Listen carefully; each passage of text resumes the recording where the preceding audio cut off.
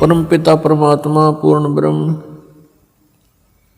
सारी सृष्टि के रचनहार कबीर परमेश्वर जी हम सभी आत्माओं के जनक हैं, ये हमारे पिता हैं। इन्होंने आकर हमें ज्ञान कराया कि आप यहाँ के रहने वाले नहीं हो। जिस स्थान को, जिस लोक को तुम अपना मानते हो, ये आपका नहीं है। आपको यहाँ विवश करके रोका हुआ है। यहाँ 21 ब्रह्मांड का जो स्वामी है, प्रभु है, जिसको तुम ब्रह्म कहते हो, ये ज्योति निरंजन काल है, इसको श्राप लगा हुआ है 1 लाख मानव शरीरधारी प्राणियों का नित आहार करने का। और उसी उद्देश्य से इसने आप जी को यहाँ विवश करके रोका हुआ है। अपनी स्वार्थ पूर्ति के लिए आप जी को यहाँ झूठे लालच में यहाँ बांध रखा है।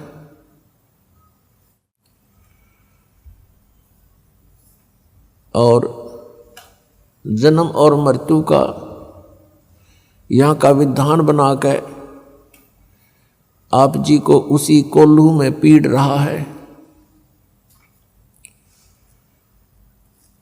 पुण्यात्माओं, अपनों के लिए अपने ही दुखी होते हैं।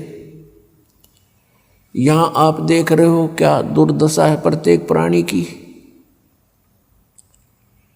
किसी को कोई कष्ट है, किसी को कोई कष्ट है। मनुष्य जीवन प्राप्त प्राणियों का ये हाल है। अन्य योनियों का क्या हाल होगा, जैसे कुत्ते के शरीर में, गधे के शरीर में, पशु पक्षियों के शरीर में। कितना दुखी है ये प्राणी। और मनुष्य जीवन में भी क्या हाल है प्रत्येक प्राणी का। कोई प्राणी सुखी नहीं। इस दुख को हमने सुख मान लिया। इस दुख के अंदर थोड़ी सी राहत किसी को है, उसी को हम सुख मान बैठे। इसके लिए परमात्मा कबीर देव जी, कबीर साहब जी कहते हैं कि झूठे सुख को सुख है, ये मान रहा मनमोद, ये सकल चबीना काल का, कुछ मुख में कुछ गोद। परमात्मा कहते हैं कि सभी काल आहार है ये जो इसने 21 ब्रह्मांड में आपको उत्पन्न किया हुआ है। अपनी उदर पूर्ति के लिए ये सब कुछ किए हुए हैं। आप जी इसके आहार हो। जैसे कसाई बकरे पालता है, उसका उद्देश्य क्या होता है? उन बकरों को सुविधा देने का, अपनी रोजी रोटी और स्वयं आहार करना।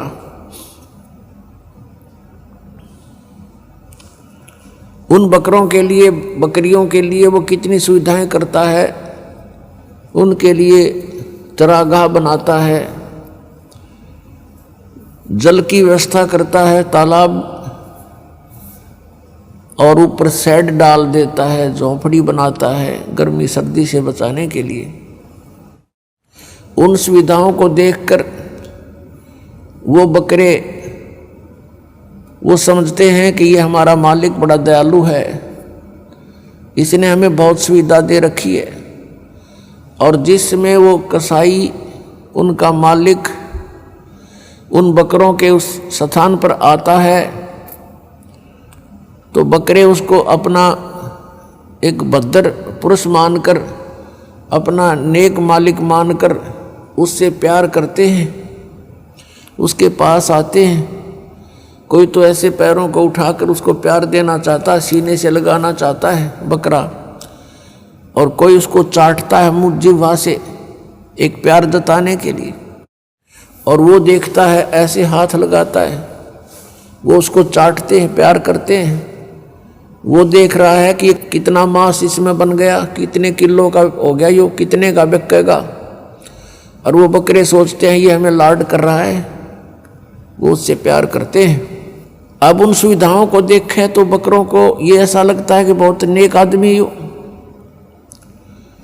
और फिर जब कहीं से ऑर्डर आ जाता है 10-20 बकरों का,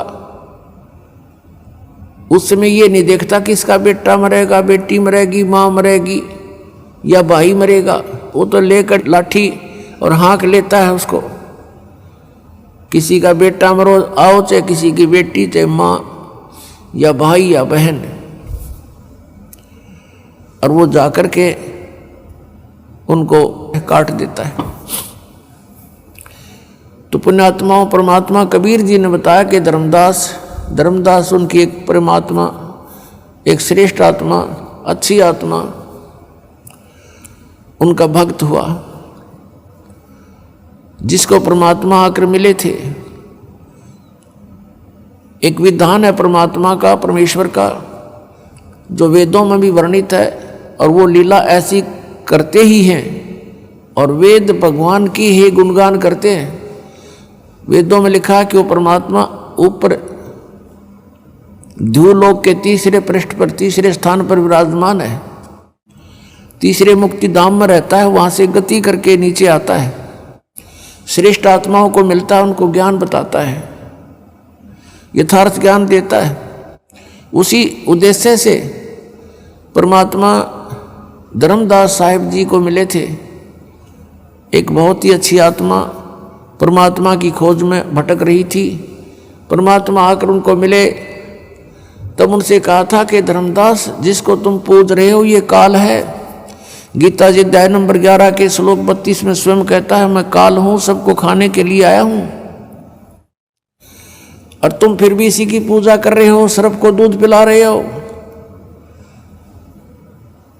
फिर परमात्मा ने बताया कि धर्मदास, जैसे आप जी देखते हो कि यहाँ कितनी सुविधाएं दे रखी है काल भगवान ने, कितनी बड़ी पृथ्वी है, इस पर कितने अच्छे मेवे लगे हैं, मेवा, काजू, किशमिश, फल लगे हैं, सेब, संतरे, और कनक, गेहूं, चना, बाजरा, ज्वार, मकई। और फिर कभी वर्षा हो जाती है, झरने बह रहे हैं, दरिया बह रही हैं, नीचे जमीन में शीतल जल, मीठा जल भर रखा है। इन सुविधाओं को देखते हैं, शीतल हवा चल रही है, सूर्य उदय हो रहा, अस्त हो रहा है। इन सुविधाओं को देखते हैं तो ऐसा लगता है कि कितनी अच्छी सुविधा हमें भगवान ने दे रखी है। तो इस दृष्टिकोण से तो हम सोचते हैं बड़ा दयालु है ये भगवान, जिसने हमारे को इतनी सुविधा हमें दे रखी है, कितना ध्यान रखा हुआ हमारे प्रत्येक व्यवस्था का, प्रत्येक व्यवस्था को कितना अच्छी तरह हमें दिया हुआ है, कितनी अच्छी व्यवस्था कर रखी है, सब सुविधाएं प्रदान कर रखी हैं। लेकिन उस समय हम भूल जाते हैं, किसी का बेटा मर गया, किसी की बेटी मर गई, एक्सीडेंट में पूरा परिवार का परिवार दुर्घटनाग्रस्त होकर के समाप्त हो जाता है। तो कहाँ गई फिर इसकी दयालुता? उसमें हम याद भी नहीं करते कि भगवान होता ऐसे जुल्म किया करता है, क्योंकि हम ऐसे लोक में रह रहे हैं, इस गंदे लोक में रह रहे हैं। यहाँ पर ये सदा बना रहेगा, जन्म और मृत्यु, इस तरह की घटनाएं सदा बनी रहेंगी। उसके लिए परमात्मा ने कहा कि एक और स्थान है सतलोक, सचखंड। उस सतलोक में जाने से तुम्हारी ये सब समस्याएं हल होंगी, सब समस्याओं का समाधान होगा।